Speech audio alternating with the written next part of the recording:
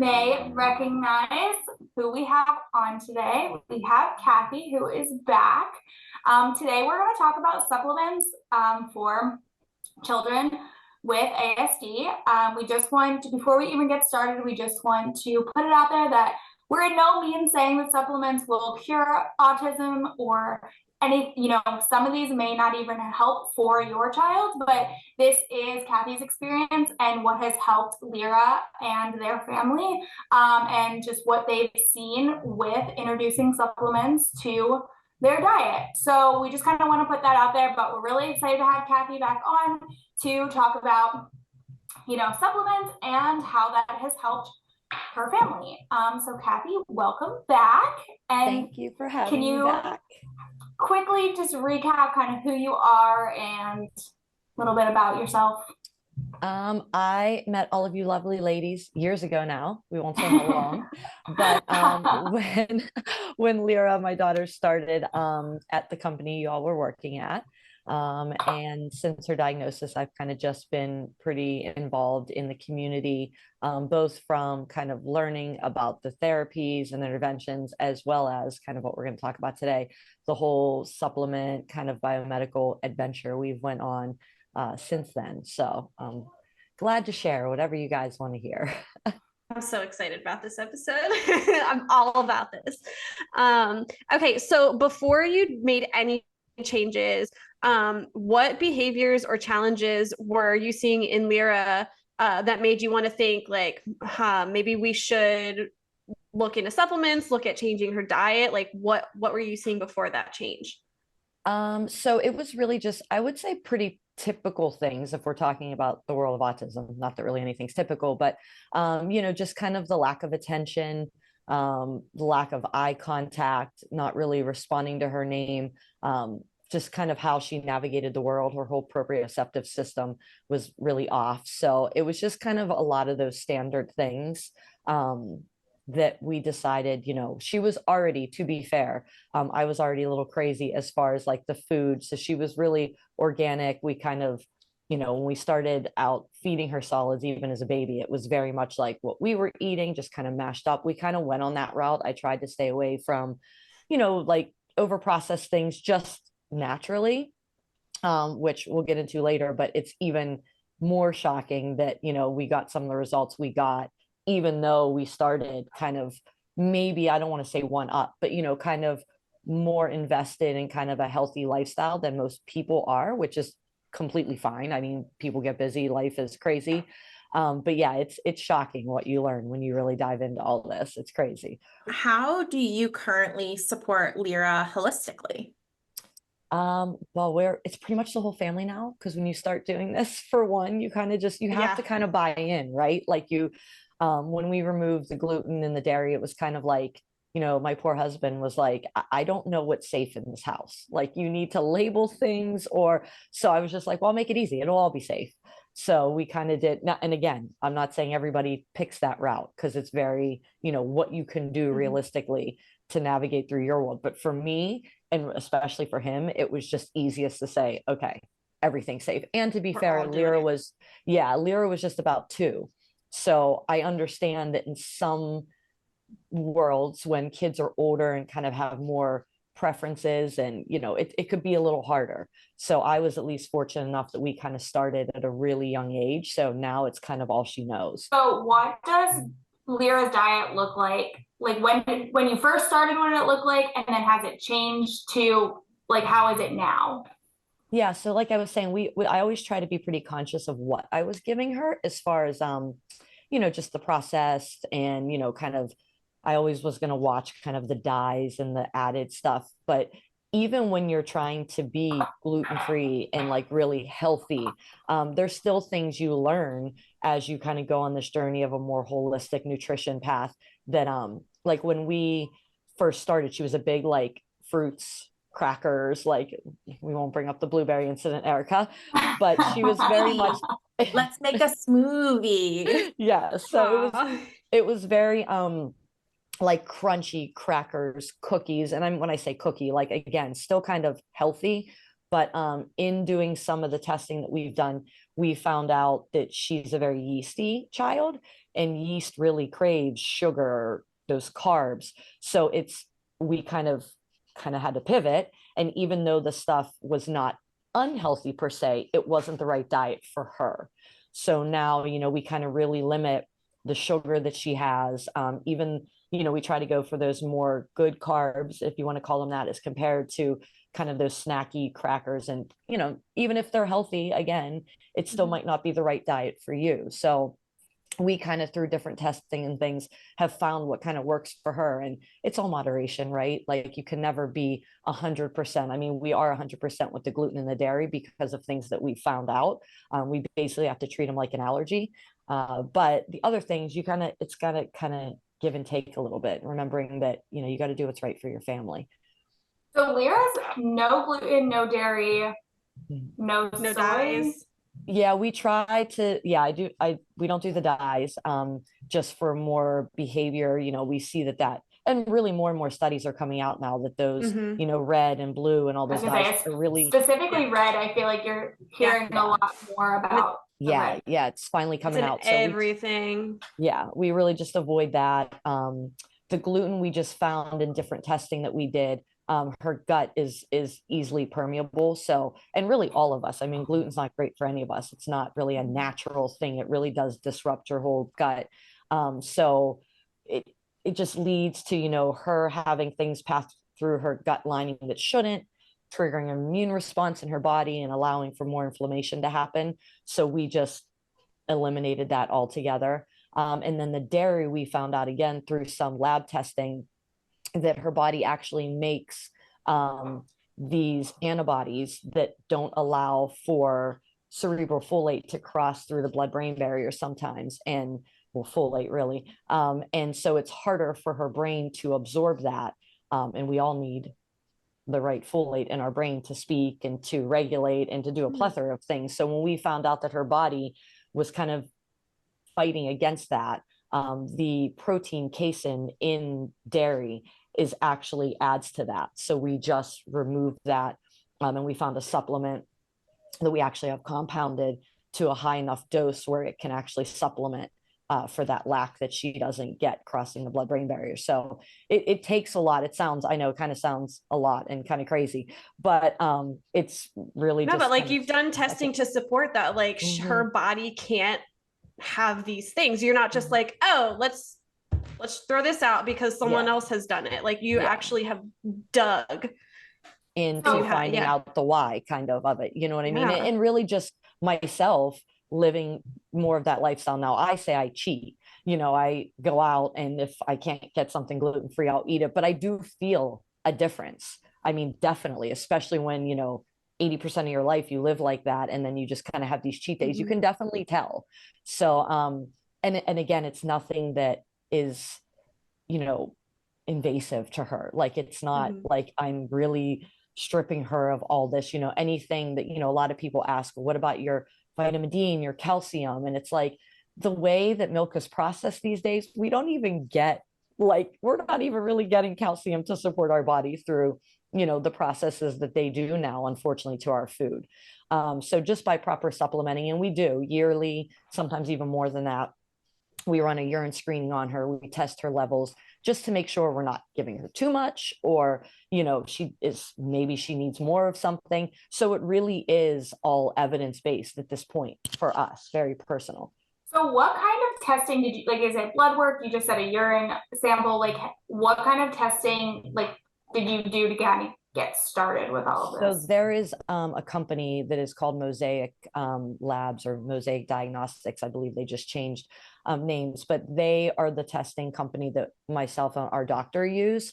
It's I don't want to say a simple urine screen, because I know for some people in the beginning, when Lyra was like 2, it's not that easy to get a sample of urine from a child. So I use that term lightly, but we figured it out. And you send this urine sample in, and you honestly get back, I mean, it's worth every penny of it. You get back about 7 pages of just what vitamins, what minerals, what nutrients, what, her biomarkers for like yeast and inflammation look like. It's really wild what you can see on just a couple $100 will get you that test. And Is it's a it- really good baseline. How did you find out about it? Sorry. So no, it's okay. So when she was first diagnosed, I started, like pretty much probably all parents, just researching online, and I came across the group TACA. They're now, the acronym stands for the Autism Community in Action, and they're just a great resource for parents. They have a great online site. They have parent mentors. They try to pair you in your area, and they, at the time, were having, I was lucky enough that maybe only 20 minutes from where I lived, they were having kind of support group meetings for parents. And I went and I met the woman running the support group, and we just kind of clicked. And she told me her story. At the time, her twins that were on the spectrum were, I believe, like 17, maybe even younger. So Wow. she had gone through this for years. And I really felt comfortable kind of with some of the suggestions she was giving me. Again, I still researched everything. So I started with that, and then found this whole network of physicians that basically are integrative, biomedical, functional, however you kind of want to label them. And they really try to get to the root cause of what is causing some of the things we see in autism, right? So this isn't about like her diet and her supplements and all the interventions we do medically, I guess you could say, or holistically, isn't really about curing her. But what I've learned is so many symptoms that come along with autism are medical, like they have underlying reasons. And, unfortunately, disclaimer, I don't really do mainstream medicine anymore, but that's just my preference. And it's really because, for a good year plus, I was told when I would go in with questions to my pediatrician, well, she's on the spectrum. Well, that's autism. And it just never sat right with me. And some of the stuff is, right? Like there are some things that she's going to have these qualities or quirks or things that she will live with because of her diagnosis. But we have been able to significantly improve her health. And at the same time, a lot of kind of conditions and things we were seeing that if we didn't treat, her behavior could be worse. I mean, it's compounds, right? So I think obviously the therapy we do and the interventions we do are very important, but I think to have a really stable, sound, healthy child allows for all those interventions to work much better. Okay, so let's move on to the supplements that Lyra takes and that maybe your family takes, if you want to talk about them too. So what supplements did you start her on, and then what supplements is she currently using? So she uses a lot. So I don't know if we'll go through all of them, but I will say basically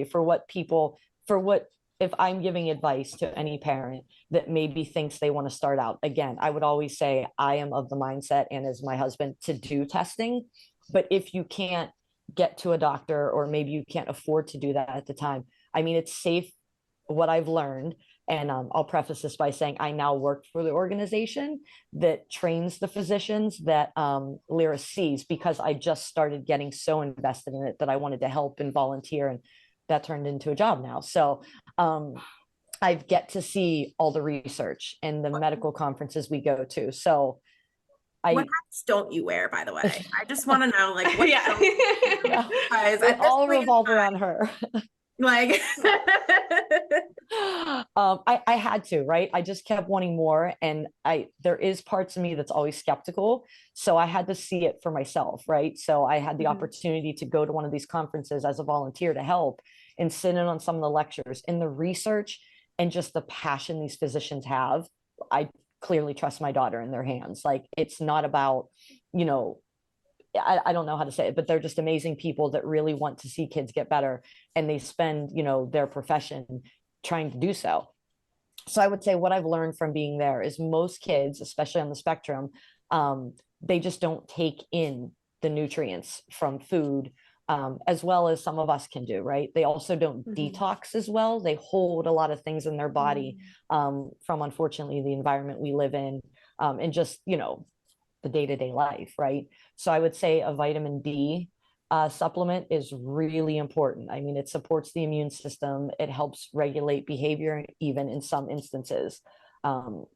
Vitamin C is another big one for just, again, that immune system.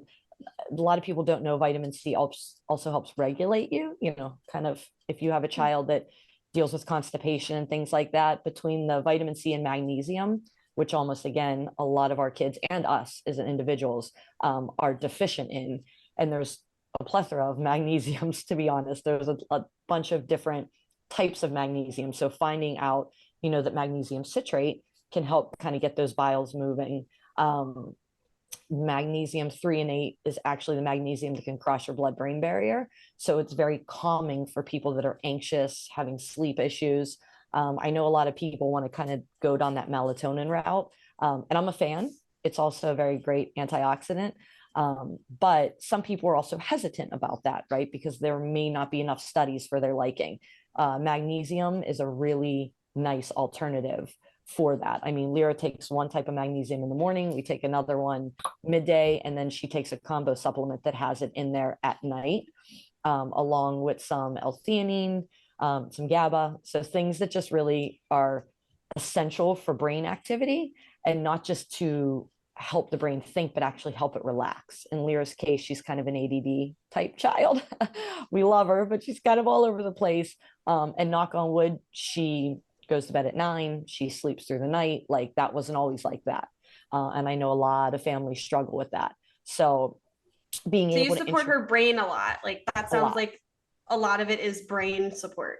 And really, it's a lot of it is also gut support. But what we've learned, especially what I've learned, is they're so connected, that if you see a child that's headbanging or having like really violent outbursts, a lot of times, I want to say all the time, but clearly I'm not a doctor, but from what I've seen and what I've researched and what I've learned, and just in parents that I've helped, a lot of it is the child not feeling well, and a lot of that usually starts with the gut. They're either constipated or they're lacking, energy. When I got that first test back from Lyra, and I was already feeding her organically, she was eating pretty healthy, and I saw how deficient, like I'm talking 70% of the vital nutrients and minerals your body needs, she did not have even close to the amount that she needed. And I think, like, how hard is that to be going through these therapies and to be really trying to navigate your world when you're already behind the 8 ball, not on a healthy plane, right? So as soon as we started implementing this stuff, we just saw things start to improve. It was, again, we have a little ways to go, but much better than what you have me thinking of someone that recently engages in more behaviors when they have to poop. Yeah. Oh, absolutely. I can even tell. I'm like, really? And they're like, yeah, like the caregivers are like, they have to poop, and then sure enough, like the behaviors get really amped up, poops, and then they're done. It's like, and just think of a child not being able to do that for days. Kids that unfortunately are, their parents are like, all I can feed them is McDonald's chicken nuggets and fries or mac and cheese. I totally can sympathize with parents saying, I just want my kid to eat, right? Like, I just want them to eat. But in that, you gotta find ways. And again, I'm not trying to be judgy, but like, you have to find ways to support that healthy, because you think you're kind of just hopefully getting them to eat, but all that is doing is kind of causing a ruckus in their gut. And so you're not really, helping. You got to find ways to kind of introduce more things. And sometimes these supplements are a good way to start. I mean, the diet's huge, right? Like, I really am big on that. But if you can, at least while you're trying to implement a healthier diet for your child, kind of support their body with what they need in a safe way, it could help. And like, a lot of people don't realize that when you're zinc deficient, it really affects your palate, right? It really messes up your taste buds. So a lot of times you can get a liquid zinc. Kirkman's makes it. And if it tastes gross, then you need it. No, if you can't taste it, your body needs it. So as soon as if you start putting it in their water and say it's a month goes by, and all of a sudden they're like, you've probably hit the limit of what their body needs. And a lot of families say they see their kids starting to try different foods, or at least not shun away, because they're finally able to kind of taste, essentially, and again, I always am big on, supporting what you're trying to do with data. I mean, just like you guys do with ABA, but sometimes you just have to go on that limb and trial it. It's nothing, obviously I'm not saying start with whole bottle of liquid zinc, a couple drops, like read the label, and 5 to 10 milligrams of zinc is not going to harm them. And right away, if they taste and it's not good for them, then okay, maybe that's not it, maybe it's something else. But most of these supplements done correctly and in the right amount can be a safer way to just try to help some of these cofactors that we see. Absolutely. So I actually also had a client, and I went on leave in the middle of him trying to figure it out. So I do wonder like where he's at now. But he all of a sudden started punching himself in the stomach. And the behavior came out of nowhere. We asked mom, like, did he see somebody do this? And like, he's trying to mimic them. Like, we really had no idea where it was coming from. And no, we tried a bunch of alternative behaviors, like hit a pillow, like, are you just trying to hit something? We tried so many things. And I think honestly, I might have said this to Erica. I said it to somebody who is a BCBA, and they were like, well, did they like check medically if something was wrong? Like, is his stomach hurting? And he's like he was completely nonverbal. And like, is he trying to tell us something? Is he trying to tell us that my stomach doesn't feel right? Yep. And I think honestly, it took way too long for us to even consider that as an option. But like, just looking at what I won't share what his diet was, just because I don't want that to get back to the family and their privacy.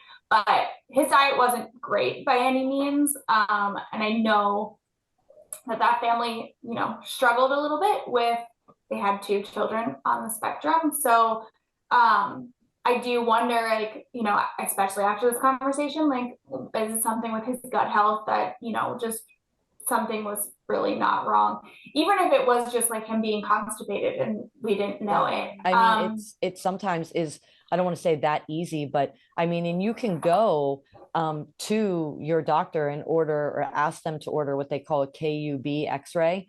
And it is just an x-ray of basically the gut as far as the bile and how things are moving. And you could see if stuff is constipated and stuck, and, insurance covers it. Like, it's something that if you're seeing a lot of that, I would definitely say, hey, to ask your doctor to order one of these. Let's see if there is something stuck and not moving, or, is it something else? It's really hard. It's a hard thing to do.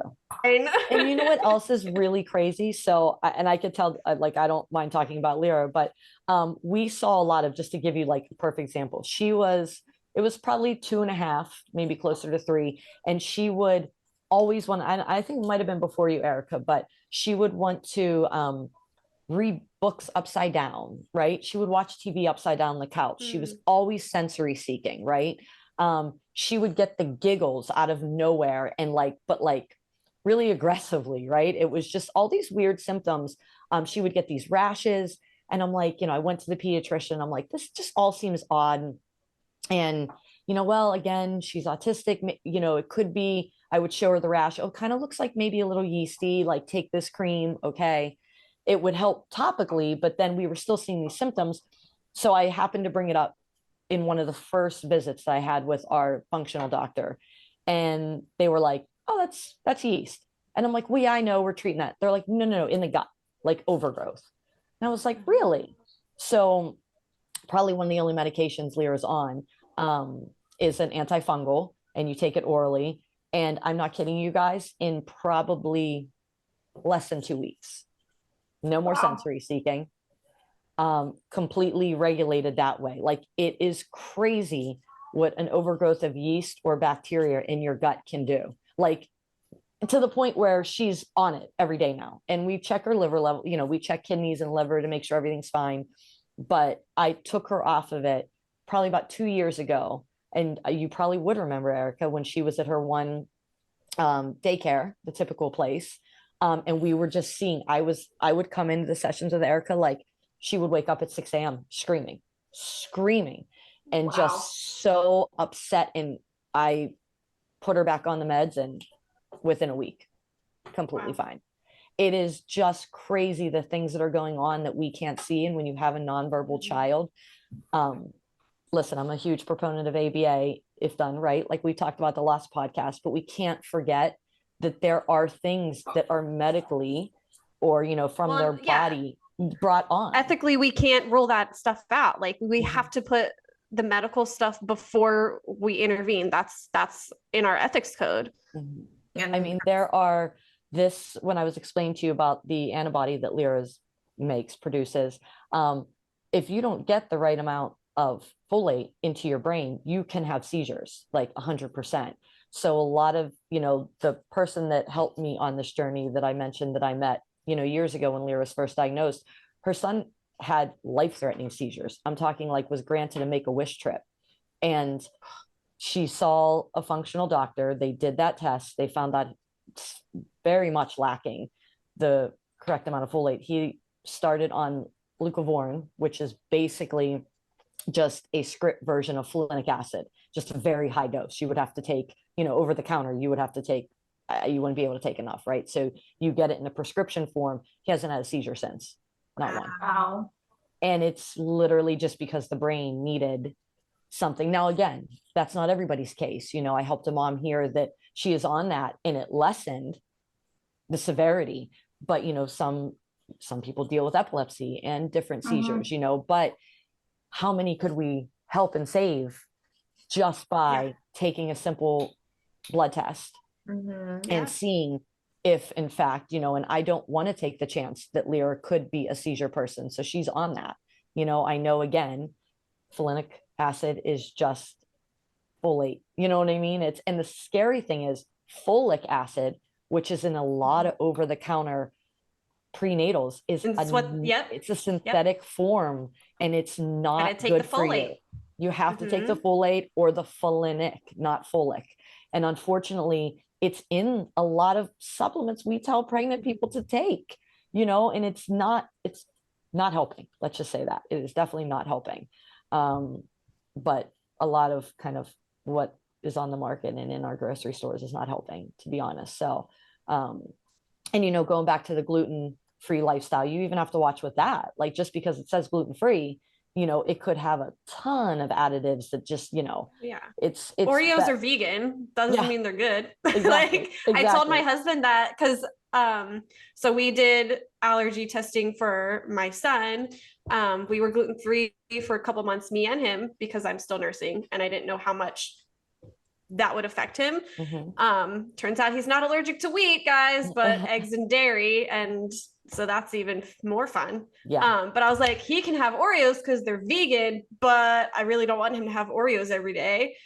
But it's a good safe treat, right? Like, at least you find every meal, just have Oreos. He would love Oreos. Like, this kid snacks non-stop. And I'm like, bro, I'm going to put a lock on the pantry. Chill. Yes. But yeah, you're right. Like, the labels, just because they say gluten-free, even dye-free, like, that doesn't mean there's a lot of sugar in it. Like, and the biggest proponent is when you see flavors, like, you know, even like natural flavors. Mostly when you see any kind of natural or, you know, added flavor, it's MSG, it's glutamate. It is an excitatory for all of our brains. It's really wild to read ingredients on just like your everyday things. It really is. I mean, and we found that Lyra produces or doesn't excrete glutamate fast enough. So she has a killer memory. But she also is really like a squirrel when you try to get her to focus. So it's like an ebb and flow. So what you're telling me is nothing's changed since I've last worked with her in terms of squirreliness and attention. It's gotten better. We go through ups and downs, right? We are currently going to trial some new supplements. Maybe that's a part 2. If I really see them take off, I will be the first one to be like, guys, invite me back. I found the secret for the squirrels, for all the squirrel parents out there. I might have a secret soon. We're going to try. But you have to be ready to kind of, you know, experiment. I hate to say that. But I even use tinctures, like herbal tinctures, in her water. I'm looking at one I brought, Relax Medic and Mood Medic. They're just, you know, little things you can add into the water that are providing some herbal kind of enhancements to them. Either they want to relax, they want to be a little more like anti-anxiety. There's a great company, Nutrimetics. They make a bunch of them, and it's, you can read kind of how it's tested and what it's done. But yeah, it's crazy. I mean, and gee, like you said, you had that one kid that just overnight, right? A lot of people don't even realize that when your child gets an infection, right? So mostly strep, but it could be even things like the flu, anything like that. You can have a reaction after that. Pandas, it's basically pediatric immune encephalitis. So their brain can go into this kind of inflammation state, right? And it can trigger OCD, aggressive behaviors that literally come out of nowhere, right? Mm-hmm. And I've seen this. Yep. Yeah, I mean, like the kid's fine, the kid's not fine. And again, I'm not a doctor. I'm just kind of reiterating what I've learned. You can literally trial them on ibuprofen and Benadryl, like rotating. And if you see it getting better, it's usually a sign that they have, kind of that inflammatory response. And, then I would recommend seeking, someone smarter than me to tell you how to fix that. But I mean, it's just these little things that I just wish more parents knew, you know what I mean? Because it's taken me years, and a lot of parents before me years, and a lot of doctors years to kind of see that we can help a lot of these symptoms of autism. We really can. It's not changing your child, it's not fixing them. It's just enabling them to live a more regulated, healthy life. Mm-hmm. They're still going to be the kid they are. I would never want Lear to be different, but if I can make her healthier and make her life a little easier, I will do it every chance I get. No, absolutely. And I think that goes into my next question about like, you've done all this trial and error and trying to figure out and talking to all these different people and meeting with different doctors and all that lovely stuff. But like, how did you guys come to find these supplements in general? Or like, how did you come to find any supplements? So again, a lot of the testing we got back, we were guided by our physician, like, hey, this test indicates that these are low. Here are things that can help bring that up. Now, they would always give me diet interventions as well. You can add more green leafy vegetables. You can, so every chance I get, like I'm using my food processor. She's not a broccoli fan, but broccoli's amazing for you, right? So I will just process it up, throw it in sauce, right? Or meatloaf or something. I just try to add everything I can. But you can actually find sulforaphane, which is like a broccoli extract in a supplement.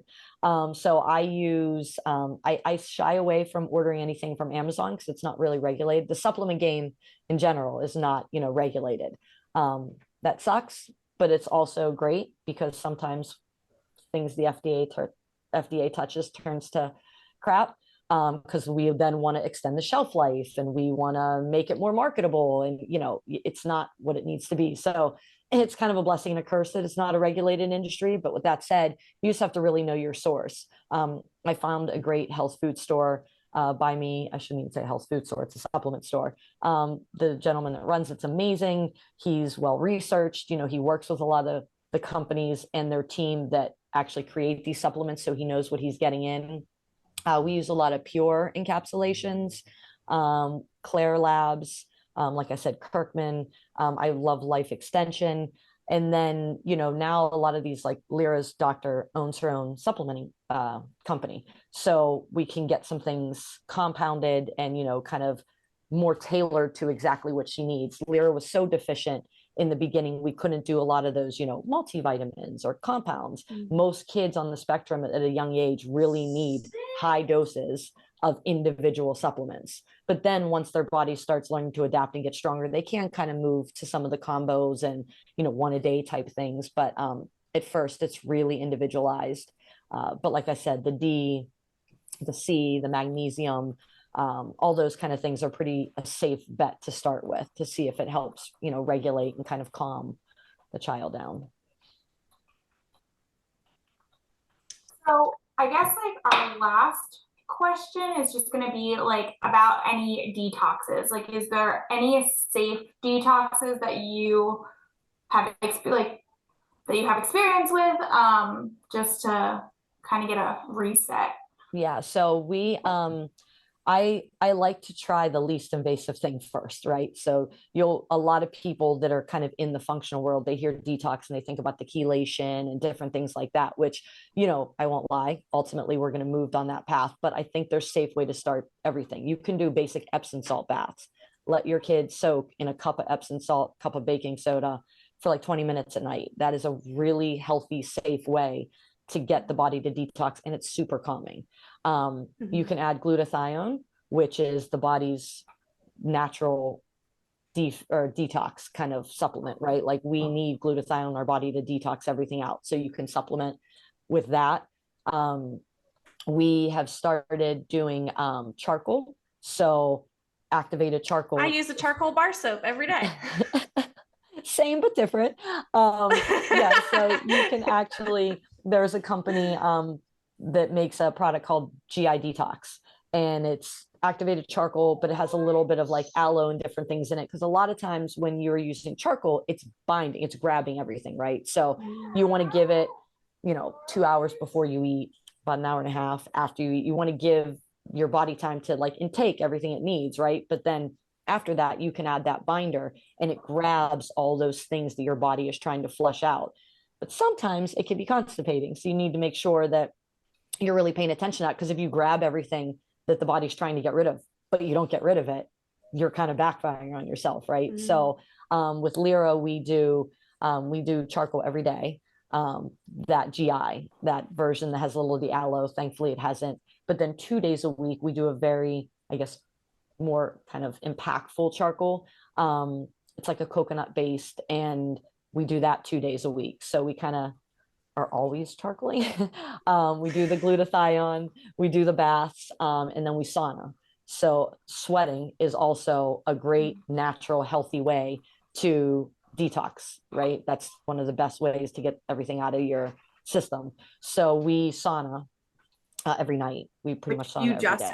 You just added a sauna to your house, right? I added a sauna to my house. Yes. It's portable. We didn't go with the full cedar one yet. That required some moving of things. So we just have a little, it's called Relax. That's the name of the company we use. It's a little kind of pop up. Her head sticks out of it. And you just sit in, and crazy fact, it took her probably 6 months to start sweating. Like I would go in that thing, and in about 3 minutes, I'd be like, oh, like, it's infrared, it's warm. 6 months before she would get out red as a tomato, not breaking a sweat. Her body did not want to let things go. So now, happy to report, now she is sweating pretty intensely when she's in there. And then we get right into our detox baths. We kind of rinse her off and then get in the detox bath to just really keep pulling everything out. So yeah, it's crazy what you learn when you go down these little functional rabbit holes. But yeah, I mean, and again, we try to see. Lyra holds on to, unfortunately, a lot of glyphosate, which is wild because she's always eaten organically. I don't use chemicals in my house. But that just goes to show you, no matter how hard you try, it's one, in our environment, we're not getting away from it. And two, these kids everywhere, actually. And these kids do struggle with getting it out. So yeah, it's crazy. It's crazy, but she holds that, and she holds mold. So, we do some other things to treat that, but it's ongoing. It's definitely, a marathon and not a sprint. Let's just say that. But every little bit that we do seems to help a little bit more. So that's what we do. Well, I could hear you talk about this all day, but all of this is just so interesting to me. Not even like if you have autism, but like just in general, I think we all need to be more aware of what our bodies need.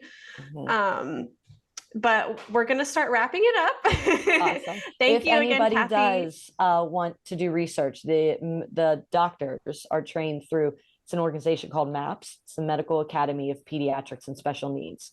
So they can go to medmaps.org.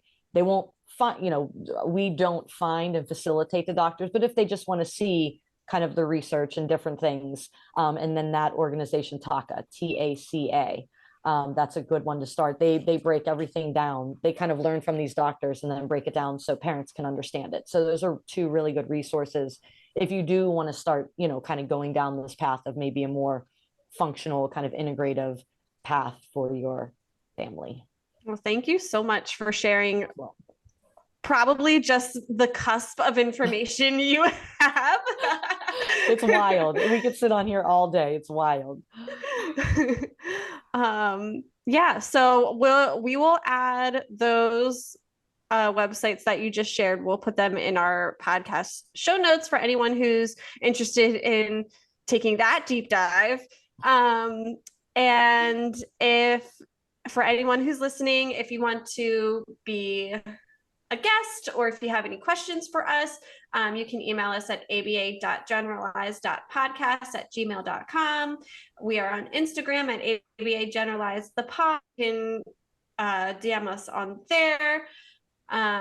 We have, we share updates on there if we're not going to post, or, when we have special guests on. And if you want to see our faces, we're on YouTube at ABA Generalized. You can also see our faces on Spotify, just saying.